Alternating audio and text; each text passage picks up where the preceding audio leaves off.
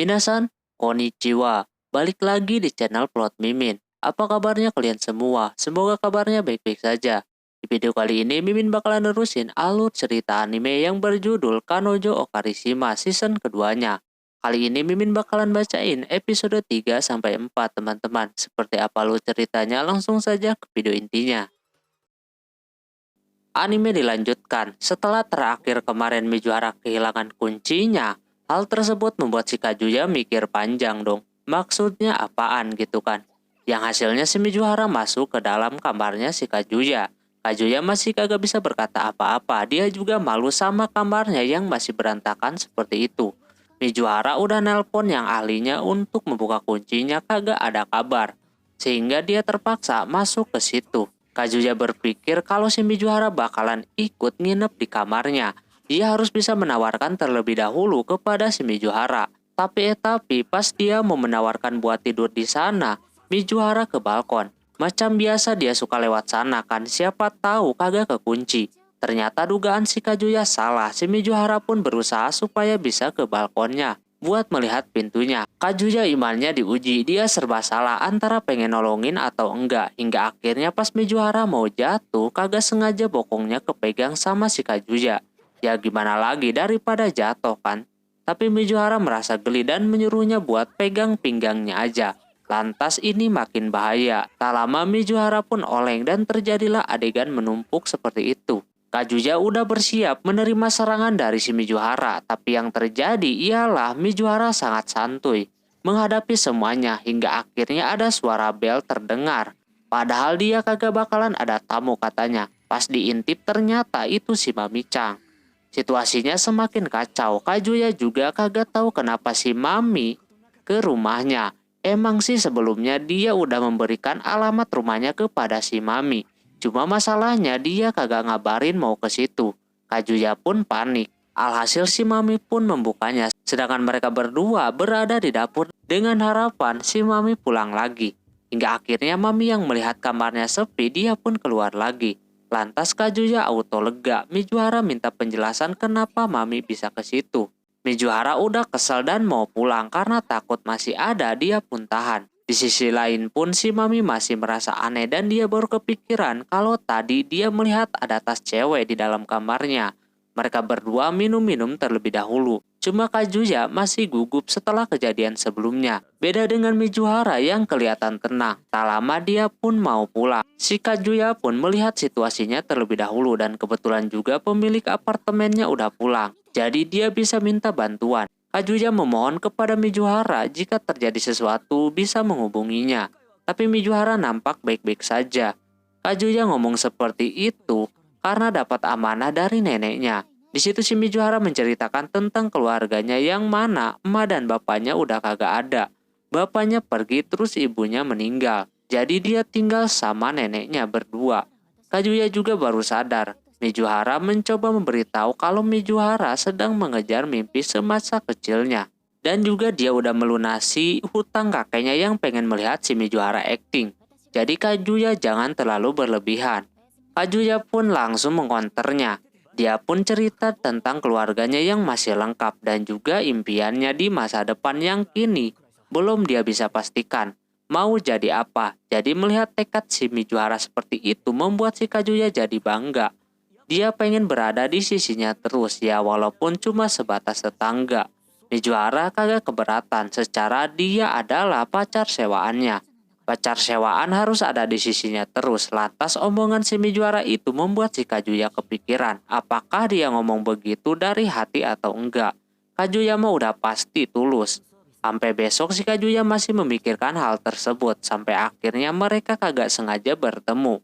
Kazuya auto panik, dia harus pura-pura kagak kenal. Tapi secara mengejutkan si Mizuhara seperti memberikan kode say hello kepada si Kazuya.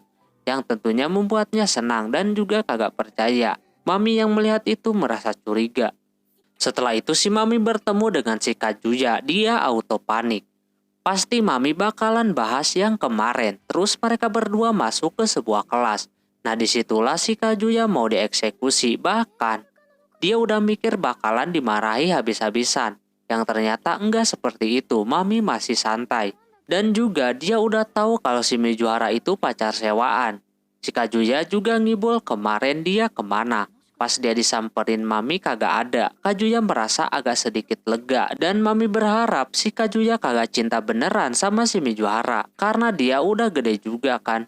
Ngehamburin duit buat nyewa pacar. Setelah ngobrol panjang lebar, Mami pun keluar dan Kazuya merasa lega di sana, tapi Mami merasa kalau si Kazuya berbohong. Dia masih penasaran sama tas wanita tersebut. Terus dia bertemu dengan si Kibe. Pulangnya si Kazuya dikagetkan sama si Ruka yang mau memasakkan sesuatu buat si Kazuya di apartemennya. Kazuya merasa ini kagak apa-apa. Dia bakalan masak dan makan bersama doang lalu pulang. Dia melihat Kazuya kurus karena jarang makan tepat waktu. Alhasil dia pun belanja di sana, katanya mau masak kari, tapi di situ ada daging penyu yang sangat mahal banget harganya. Sesampainya di sana dia langsung beraksi. Kazuya melihat keimutan si Ruka memakai celemek seperti itu. Dikala dia lagi nunggu, Kazuya dikasih bir. Sambil nunggu, tapi dia kagak mau meminumnya. Kalau situasinya seperti ini. Alhasil si Ruka masukin ke dalam karinya. Ruka senang, dia baru pertama kali merasakan masak buat pacarnya. Dan juga Kazuya baru tahu alasan Ruka mau buat kari penyu, karena emang lagi rame. Tak lama karinya selesai, untungnya rasanya enak. Ruka sangat bahagia. Sesudahnya mereka menonton berdua. Lantas Kazuya merasa kalau orang lagi pacaran bakalan seperti itu. Tak lama Ruka ngechat emaknya kalau dia bakalan nginep di sana. Lantas Kazuya kagak mau kayak gitu. Yang alhasil kebetulan di luar juga lagi hujan badai. Mau nggak mau Ruka harus nginep. Terus dia lanjut mandi dan memakai baju si Kazuya tanpa menggunakan celana. Ditambah lagi itu cewek berisik mulu. Takutnya si Mijuhara mendengar kalau ada yang nginep di sana. Ruka bandel, berisik terus karena mungkin capek. Si Kazuya pun pergi mandi dan otomatis kamar mandinya auranya jadi berbeda yang membuat pengen melakukan sesuatu. Sesudahnya dia kaget si Ruka bandonya dibuka yang membuatnya makin imut. Terus juga dia memperlihatkan postingannya yang banyak banget yang nonton. Ya tanpa diragukan kalau si Ruka banyak yang suka. Tapi parahnya dia membawa pengaman jir yang membuat si Kazuya jadi greget. Maksud si Ruka apaan? Katanya buat persiapan. Nah kagak tahan si Kazuya pun memutuskan buat tidur duluan. Namun udah 30 menit dia susah banget tidur yang akhirnya dia merasakan ada yang memegangnya dari belakang. Yang tak lain itu si Ruka.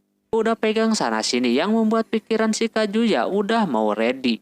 Cuma pas lihat casing yang dikasih si Mijuhara, dia pun sadar. Ruka pun jadi sadar diri kalau dia merasa masih amatiran, kayak anak baru gede. Dia masih kalah sama si Mijuhara, tapi dia selangkah lebih maju daripada si Mijuhara. Karena kesal dengan omongannya, Kazuya pun terang-terangan kalau dia pengen langsung digas. Cuma dia mikir-mikir lagi. Saat ini dia masih belum 100% cinta, makanya kalau melakukan bakalan percuma. Dia juga bingung orang biasa macam dia bisa disukai sama wanita seimut si Ruka. Dia meminta untuk tidur berjauhan, alhasil Ruka pun pindah. Bukannya dia marah, malah dia bahagia mendengar omongan Kazuya tadi. Esoknya Kazuya kagak bisa tidur. Ruka udah seneng banget di sana, lalu dia mencium si Kazuya. Yang lebih parahnya lagi, dia koar-koar di luar kalau dia habis nginep. Biar si Mijuhara panas mendengarnya. Lantas Kazuya jadi agak was-was. Dia berharap si Mijuhara belum bangun. Yang ternyata dia mendengarnya. Pas banget mau buang sampah. Oke, mungkin segitu dulu untuk video kali ini. Mohon maaf bila ada kesalahan dalam penyebutan nama, tempat, atau yang lainnya. Dan sampai jumpa di episode 5-6. Jamatane, bye-bye.